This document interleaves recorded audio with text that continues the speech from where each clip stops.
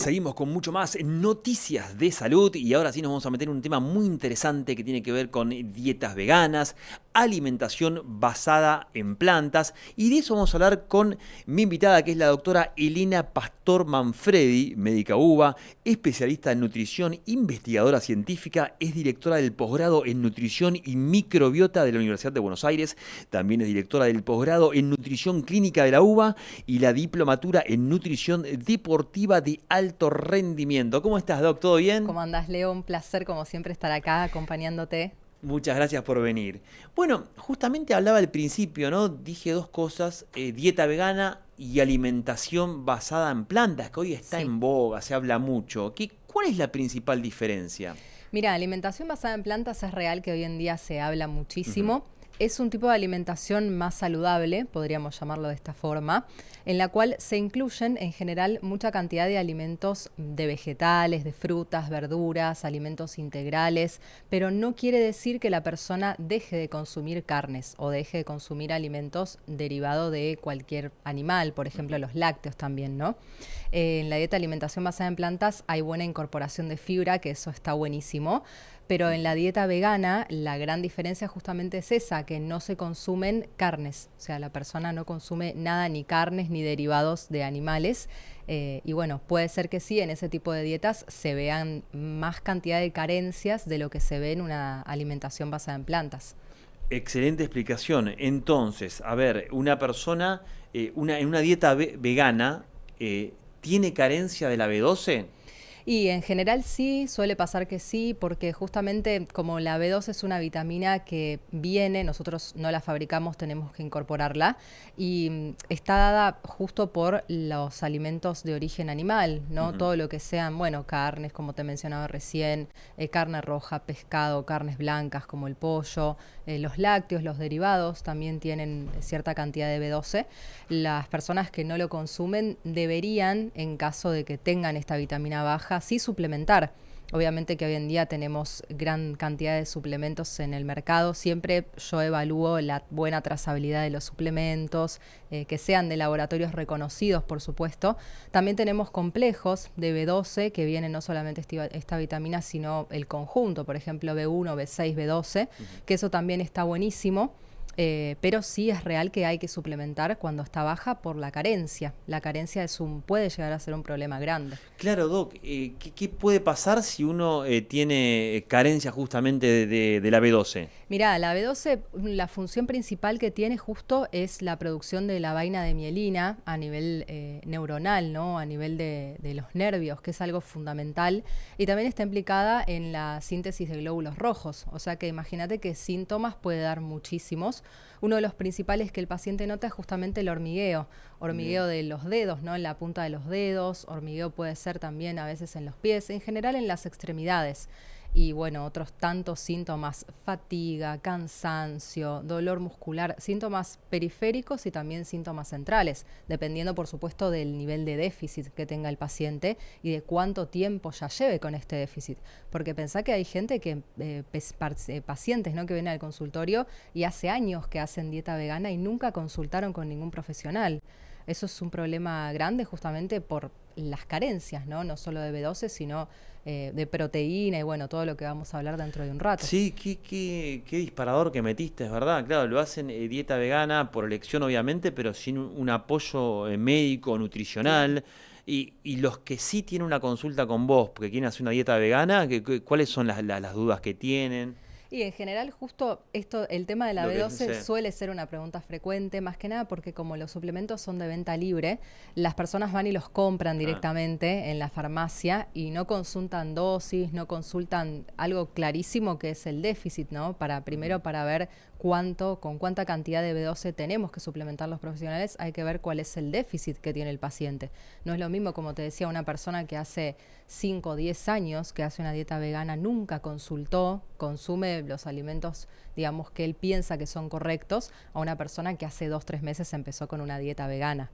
Eso siempre hay que tenerlo en cuenta. Pero sí es clave el tema de evaluar el paciente, evaluar la cantidad, el nivel de déficit y sí suplementar, porque puede llegar a ser riesgoso en general. Muy claro, Doc. Y recién al principio también hablábamos de alimentación basada en plantas, 100% basada en plantas.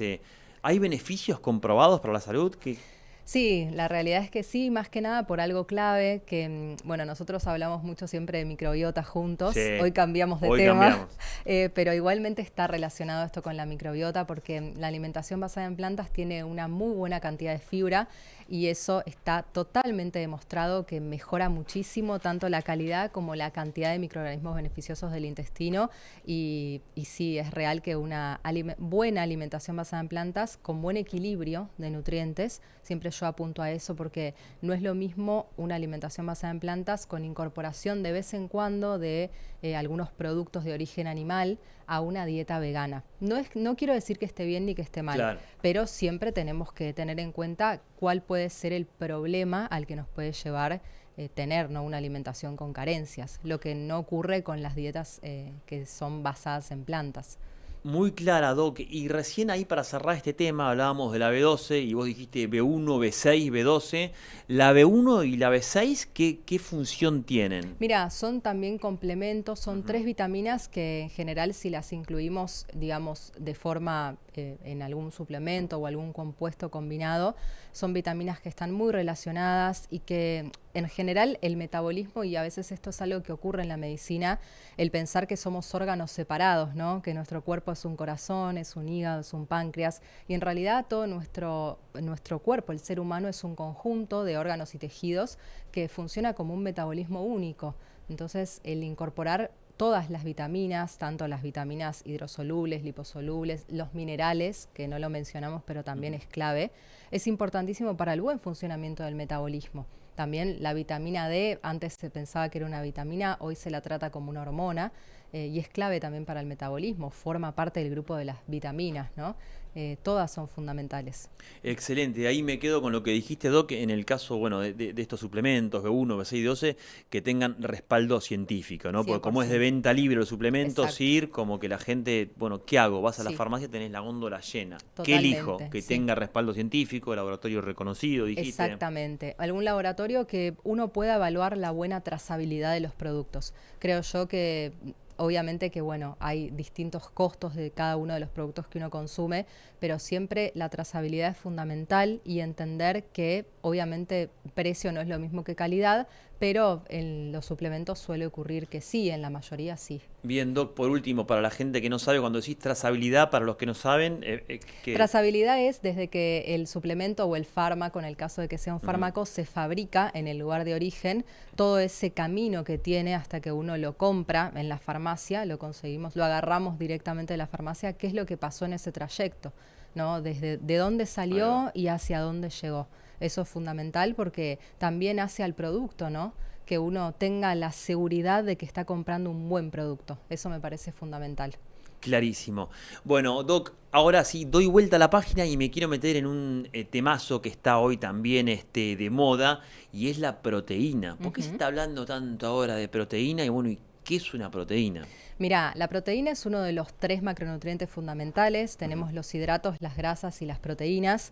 Dentro de estos tres, la proteína es el único que no se acumula. Tanto los hidratos de carbono como las grasas, nosotros, el ser humano, lo podemos acumular ambos en forma de grasa, ¿no? El hidrato, cuando está en exceso, deriva a la producción de grasa y se deposita como tal, y la grasa también.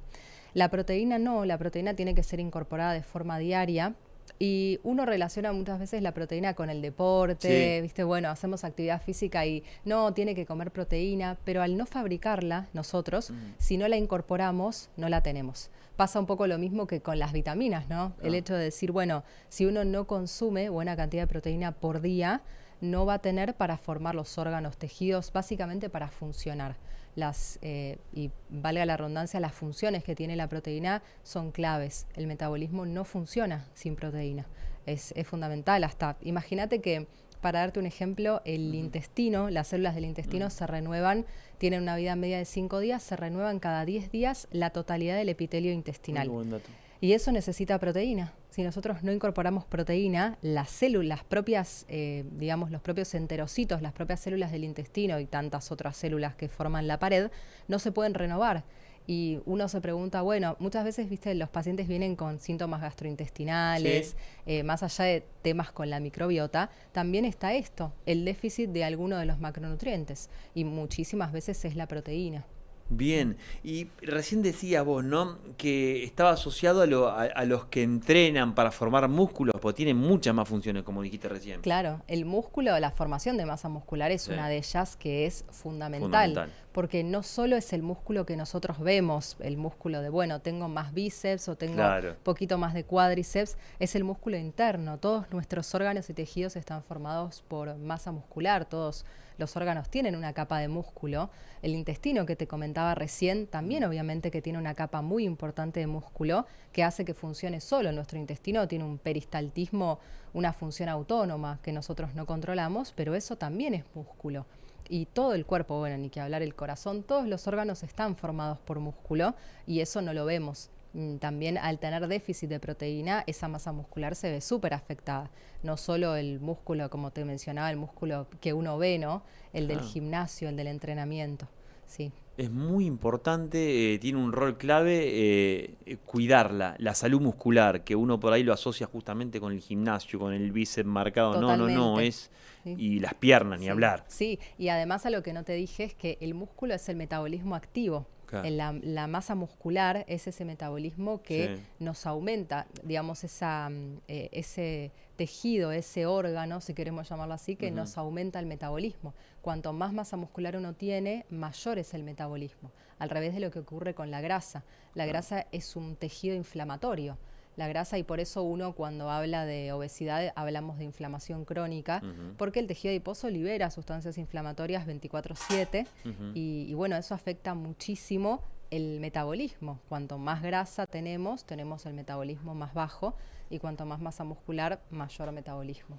Muy interesante, Doc. ¿Y cuánta cantidad de proteína deberíamos consumir y cómo se calcula esto?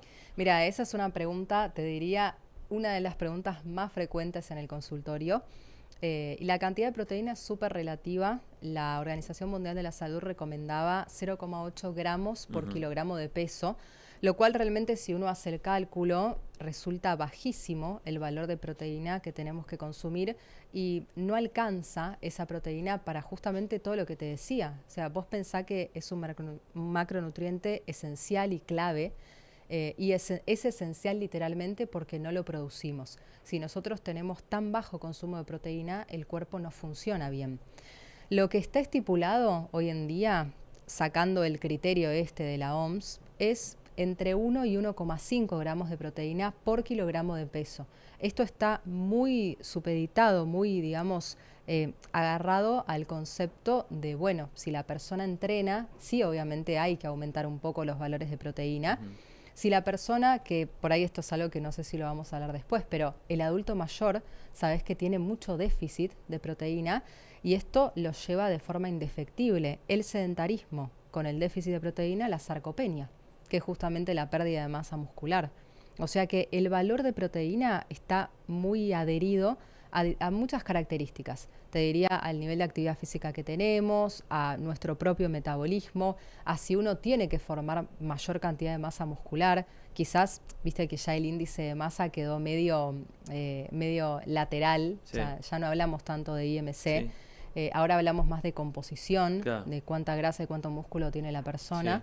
Y bueno, eso es algo que hay que enfocarse mucho porque si la persona tiene un IMC normal, pero baja masa muscular y mucha grasa, y también hay que aumentar los valores de proteína. Bien, ahora nos metemos en eso de los adultos, que es muy interesante. Pero bueno, estamos hablando de proteínas. ¿Dónde la encuentro para el que no sabe? A ver, ¿y Mira, cuál es la mejor forma de consumirla? básicamente lo que tiene mayor cantidad de proteína y todos los aminoácidos esenciales son las carnes. La proteína animal es bastante indiscutible. Las carnes, el pollo, el pescado, etcétera. Obviamente los lácteos y los derivados de los lácteos, ni que hablar. Sabes que yo siempre hablo mucho del yogur. El yogur es un alimento fermentado que además de mejorar la microbiota, también tiene muy buena cantidad de proteína. Hoy en día tenemos, además en el mercado, nos ofrecen yogures con adicionado de proteína, con mayor cantidad de proteína. Hay también unos quesos que salieron con más cantidad de proteína. Sí. Hay leche, o sea, lácteos con buena cantidad de proteína. Y esto por un lado. Y por otro lado tenemos el gran grupo de la proteína vegetal. La proteína vegetal, por ejemplo, las legumbres, la quinoa, que la quinoa es un pseudo cereal que tiene todos los aminoácidos esenciales, y esto es algo que divide un poco y siempre dividió la proteína animal de la vegetal, que la proteína animal tiene todos los aminoácidos esenciales y la vegetal no. Hoy en día se sabe que esto es medio relativo porque uno al consumir proteína vegetal está consumiendo buena cantidad de fibra y esa cantidad de fibra hace que la microbiota mejore. O sea que indirectamente uno estaría mejorando la microbiota con la proteína vegetal y los aminoácidos, y esa proteína se absorbería mejor. O sea, esto explica un poco, que no sé si lo escuchaste, pero hay muchos deportistas que hacen alimentaciones veganas o vegetarianas, igual forman buena cantidad de músculo.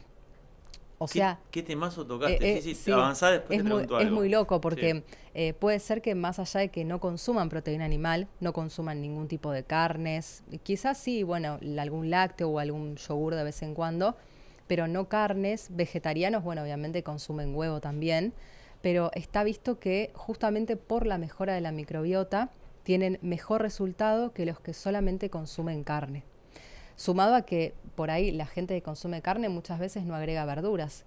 Quizás en el almuerzo o en cena solamente comen un churrasco de carne o comen una pechuga de pollo, por ejemplo, o algo así. Entonces eso afectaría más la microbiota que los que están del lado de la alimentación vegetariana. Qué buen tema. Vos sabés que hace un par de años se había puesto de moda un documental en Netflix que justamente, no me acuerdo el nombre, pero enfrentaba la proteína animal versus lo vegetal. Claro. Nosotros trajimos, me acuerdo en aquel momento, estábamos vino un bicampeón argentino de fútbol, tipo me decía, no, o sea, la proteína vegetal nunca te puede dar lo que pero científicamente, a ver, ¿también vos podés generar masa muscular para el que compite? Sí. Claro.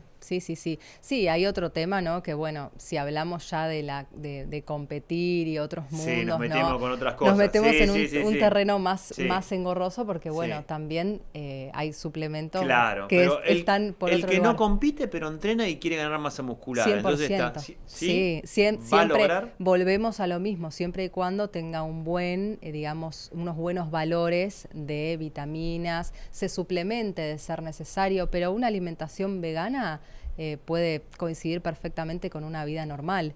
No hace falta que uno consuma carnes. A mí no me gusta llamar reemplazos, que uno no consume carne y consume legumbres. Cada alimento es único. No es que la carne reemplaza a una legumbre o la legumbre a una carne. Eso no lo veo tan así. Pero sí que con las distintas formas de alimentación uno puede formar masa muscular sin problema. Y eso hizo ruido, ¿no? Cuando empezaron a decir que la proteína vegetal también generaba masa muscular, ¿no? Sí, porque claro, romper un mito tan grande, tan grande como lo de las carnes, ¿no? Es como que uno no se imagina, ¿no? ¿Cómo no vas a comer carne y pensás que vas a formar músculo?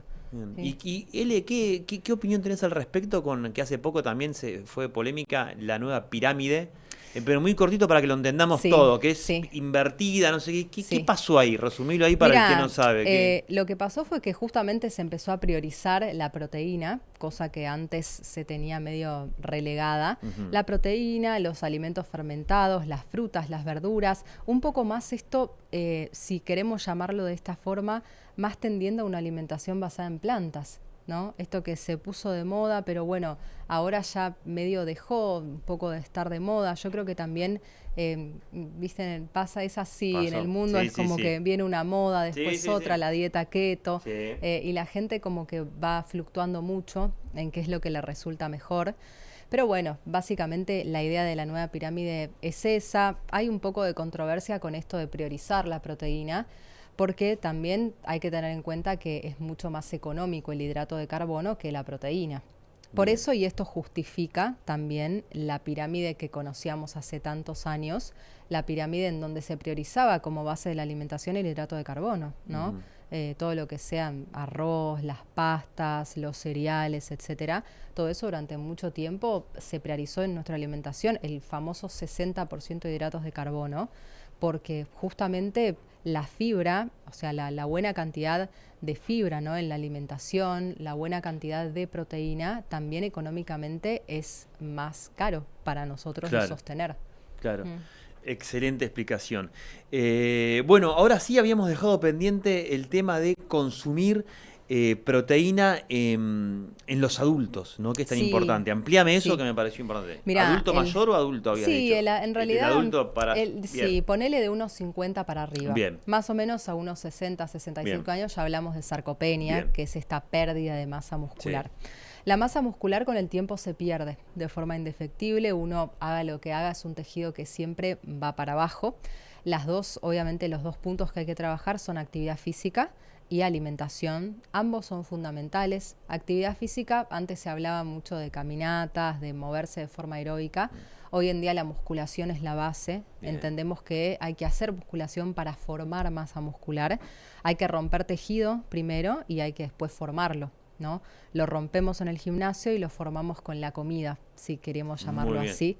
Y la alimentación obviamente que es fundamental, porque si no incorporamos la cantidad justa de proteína, justa y por ahí un poco más, ¿no?, sin excedernos, la cantidad clave y el hidrato de carbono y las grasas, ¿no?, los tres. Y antes se basaba la alimentación, como te decía, en el hidrato de carbono, que eso dificulta la formación de masa muscular porque el hidrato en realidad no tiene muchas funciones en el cuerpo. El hidrato de carbono, siempre se habló de la fuente de energía y que era el que necesitábamos, pero hoy sabemos que la grasa también puede ser una muy buena fuente de energía. Es más, para los deportistas, consumir buena cantidad de grasa ayuda mucho más al metabolismo que consumir mucho hidrato. Eso también está bueno. Y sí entender que, volviendo al adulto mayor, como te decía, el músculo se pierde y con el paso del tiempo, ejercicio, pero muy buena alimentación. Hoy en día tenemos también muchos suplementos que se venden en el mercado que ayudan a formar músculo, que ayudan los famosos suplementos líquidos que se toman, que eso ayuda a formar también masa muscular y ayuda a que por ahí hay muchos adultos, más el adulto mayor, no tirando unos 70, 80 años, que quizás no tienen, están muy inapetentes, no tienen tantas ganas de comer, y bueno, en esos casos puede ser una buena opción. Muy importante la masa muscular, y bueno, con el doctor Raúl Pastor, ¿no? Tu papá hemos hablado que incluso la masa muscular la empezás a perder desde muy joven. Sí, tal cual. Es impresionante. Sí, desde los 25, 30 años ya se empieza a perder. ¿Qué vas a pensar que a esa edad, entendés? Es tremendo el tema. Muy completa. Doc, a ver, si tenés que en esta época... pues vos sos muy estudiosa del tema y vivimos en una era de suplementos y que sabemos que todavía en algunos aspectos está medio verde. Sí. Si vos me tenés que recomendar, por así decirlo, 5 que están científicamente comprobados así, que nos van a ayudar a mejorar la calidad de vida, ¿tenés como un 5? Sí. 3, 2 o más, no sé. Okay. Claro. Mirá, bueno, como mencionábamos, la B12, esa me parece muy importante, más que nada justamente en los tipos de alimentación veganas o vegetarianas. Bien. Después otro, el omega 3. Bien. Es fundamental el omega 3. Nosotros incorporamos muy poca cantidad de omega 3. No tenemos la cultura de los pescados. La realidad es que en nuestro país comer pescado, uno come ¿cuánto? Una vez por semana, una vez cada 15 días. Ir a la pescadería es engorroso para la mayoría de la gente. Omega 3 es fundamental, sumado a que es el antiinflamatorio más potente que hoy se conoce.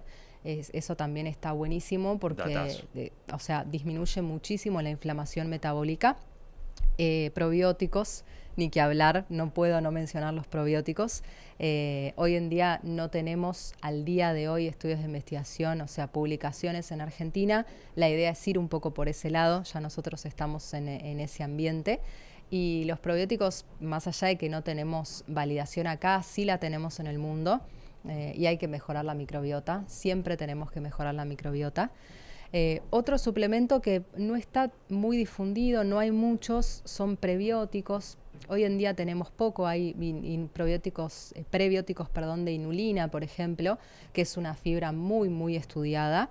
Y sabes que en nuestro país tenemos un bajísimo consumo de fibra, Promedio tendremos unos 7 gramos per cápita, lo cual es terrible porque la Organización Mundial de la Salud marca entre 25 y 35 gramos de fibra por día y estamos consumiendo 7. O sea que son niveles muy, muy escasos de fibra y por ahí eso sería una buena técnica. O suplemento, que bueno, no está considerado un suplemento, es un alimento que es el psyllium, también que lo venden en la dietética. También podría formar parte de esta gama de suplementos. Y no sé si, bueno, una estrella, el resveratrol, ni que hablar, ese también lo sumaría en la lista. Y creo que ya estoy con todos. Ya es el top 5. Y te iba a preguntar, se está hablando muchísimo de creatina ahora. Bueno, lo asociaba, me acuerdo, obvio. Noventoso o más viejo al fierrero, claro, pero ahora se está hablando incluso de mejoras cognitivas. Totalmente. ¿Hay científicamente estudios que comprueban eso? Hay muchos estudios de investigación. ¿Qué es la creatina? Mira, la creatina es una energía muy rápida que usa el músculo. La creatina se transforma en fosfocreatina a nivel muscular. Es real que por su característica retiene un poco de agua intramuscular. No es agua del edema, ¿viste? El agua que conocemos cuando decimos no, tengo retención de líquido, no es la misma retención. Es algo natural que ocurre y sí está muy relacionada la creatina justamente con lo que decías, con la función cognitiva. Hay muchos estudios hoy en día que hablan de creatina y Alzheimer, o sea que el consumo de creatina en pacientes que ya son diagnosticadas o que tienen antecedentes, por supuesto, de Alzheimer en la familia, enfermedades neurodegenerativas, incorporar 5 gramos de creatina por día es una indicación ya casi, te diría, en muchas partes del mundo que se está haciendo, porque mejora muchísimo como prevención y como tratamiento en ambos casos. Y bueno, también para la formación de masa muscular, ni que hablar. ¿Qué en polvo viene? Sí, algo también importante de la creatina es el tema de no comprar cualquier creatina, porque hay muchas que se venden por internet y que no son buenas, son mezclas, son por ahí muy económicas y bueno, uno en general tiene. ¿Y algún tip ahí para el que...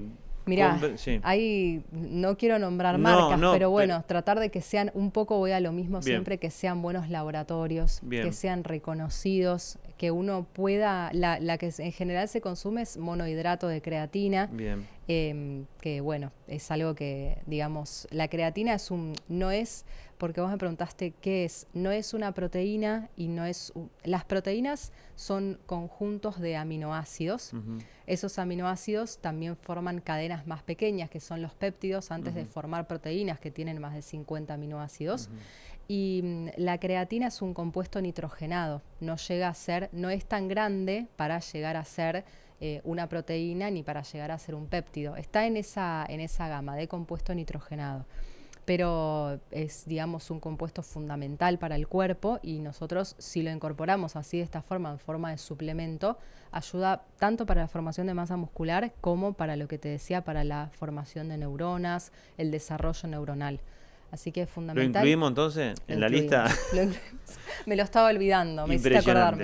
Porque está de moda ahora, ¿eh? Se está hablando mucho, ¿viste? Se está hablando mucho, sí, de ambos. Bien, y ahora para ir cerrando, lo que sabe esta doctora, quiero hablar de un tema que es la primera vez que se voy a preguntar, que son posgrados. Del otro lado por ahí hay nutricionistas o especialistas. Vos me vas a decir de qué trata. Te repito la presentación. Estamos con la doctora Elena Pastor Manfredi, médica UBA, especialista en nutrición, investigadora científica, es directora del posgrado de nutrición y microbiota de la UBA. También es directora del posgrado de nutrición clínica de la Universidad de Buenos Aires y la diplomatura en nutrición deportiva de alto rendimiento. Bueno, posgrados en nutrición, ¿qué estás dando? Claro. Mira, nosotros tenemos actualmente junto a la Fundación Iberoamericana de Salud Pública y la Universidad de Buenos Aires, en conjunto con doble titulación, tanto de FISP como de UBA, tenemos varios posgrados, justamente los que mencionaste, el posgrado de nutrición clínica, posgrado en nutrición y microbiota. Yo soy directora de ambos, la diplomatura en nutrición deportiva de alto rendimiento, y soy codirectora del posgrado en medicina de precisión, que bueno, papá es el director, el doctor Raúl Pastor, el director del posgrado en medicina de precisión y genómica.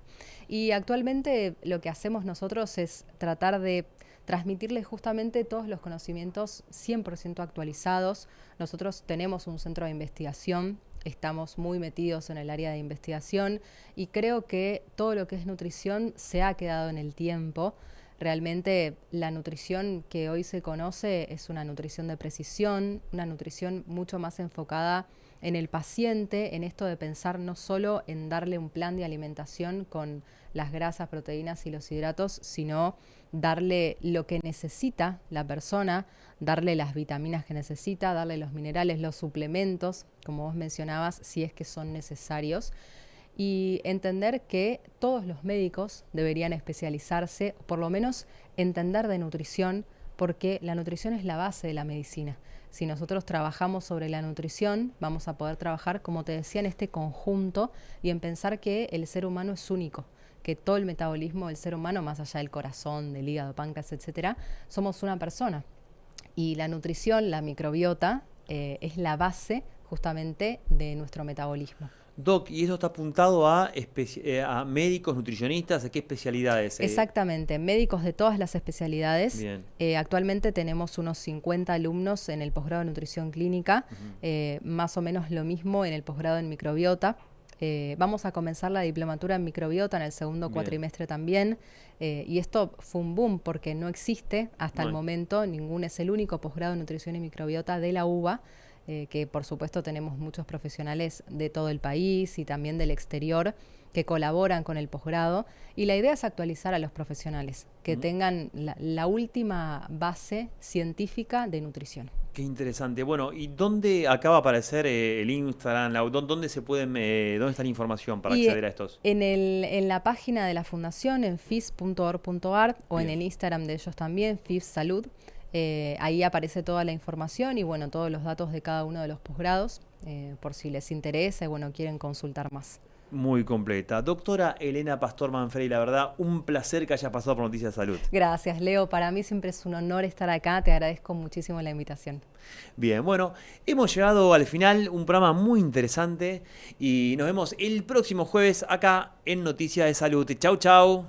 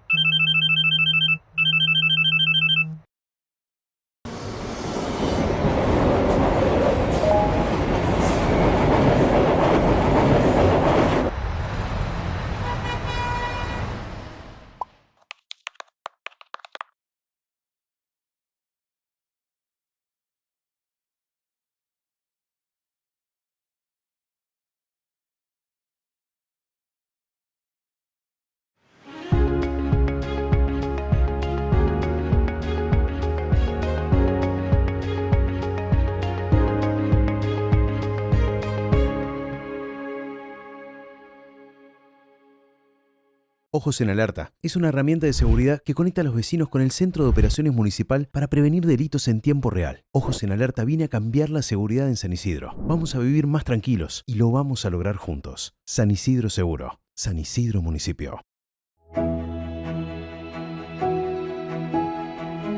San Fernando, la ciudad que es nuestro orgullo, nuestro lugar en el mundo, la ciudad que amamos y no cambiamos por nada. Con su historia, su belleza, lugares que atesoramos con mucho cariño, esos rincones que aprendimos a cuidar entre todos, para compartirlos y disfrutarlos en familia, con amigos. Esta tierra para la que trabajamos incansablemente, cumpliendo más sueños, creando un futuro más lindo, siendo felices. Saludamos y abrazamos a todos los que somos parte de este gran hogar, una ciudad que se renueva cada día. San Fernando, nuestro lugar en el mundo. Ser mujer, con todo lo que eso trae. Tu vida es una constante transformación. Cuando todo parece un remanso, surgen nuevos cambios. Y como en una montaña rusa, la vida te lleva adelante, sin pedirte permiso. porque no vives en un comercial de toallitas que absorben líquidos azules. Eres una mujer real, con desafíos reales.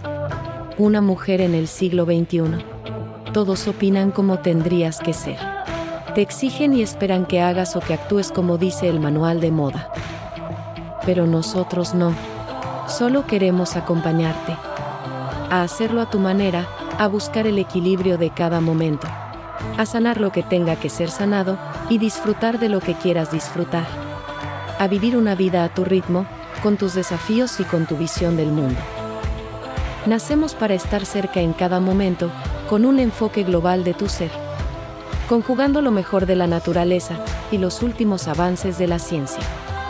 Para nosotros tu vida no se mide en patologías, se mide en superaciones, en placeres, en momentos de balance y movimiento vital. Por eso no creamos una línea terapéutica tradicional. Creamos una compañera para tu trayectoria de vida. Una línea cercana, accesible, que conoce tus dolores y tus alegrías y te acompaña en tus deseos. Porque abrazamos una forma de ver la vida, honesta y esperanzada con todo lo que nos toca vivir. Bienvenidas a Bienestar Femenino Megalabs. Cuidamos cada etapa.